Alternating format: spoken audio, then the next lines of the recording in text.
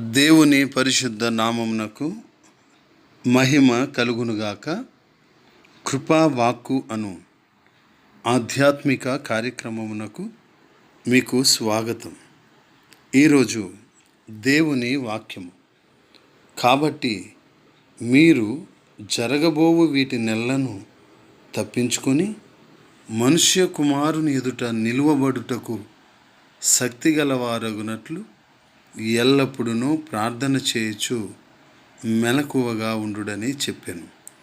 లూకా సువార్త 21వ అధ్యాయము 36వ వచనం. ప్రియులారా, ఈ మాటలు కూడా యెరూషలేము యొక్క నాశనం మరియు యుగాంతంలో భూమి మీదకి దేవుని ఉగ్రత దిగివచ్చే కాలం రెంటికి వర్తిస్తున్నట్లుగా ఉంటుంది.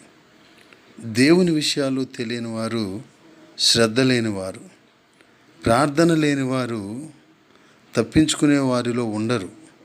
మనం దేవుని ఎదుట సిగ్గుపడకుండా నిర్దోషిగా నిలబడదలుచుకుంటే ఆయన మాటకు కట్టుబడి ఉండాలి.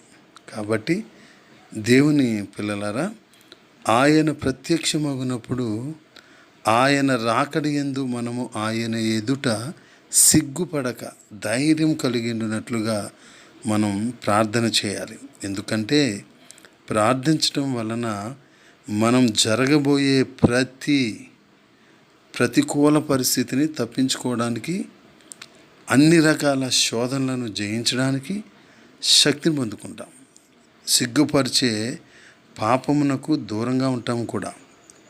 ఎందుకంటే ప్రార్థన మన జీవితాల్లో అటువంటి గొప్ప కార్యాన్ని జరిగించడానికి ఉపయోగపడుతుంది. అప్పుడే ఆయన యందు మనం నిలిచి ఉంటాం. గనుక సిద్ధపడదాం. ప్రార్థనాపూర్వకంగా మెలకువగా ఉండి ప్రార్థన చేద్దాం. ఆయన రాకల్లో ఎత్తబడదాం. అట్టి కృప దేవుడు అనుగ్రహించును గాక. Amen. God bless you all.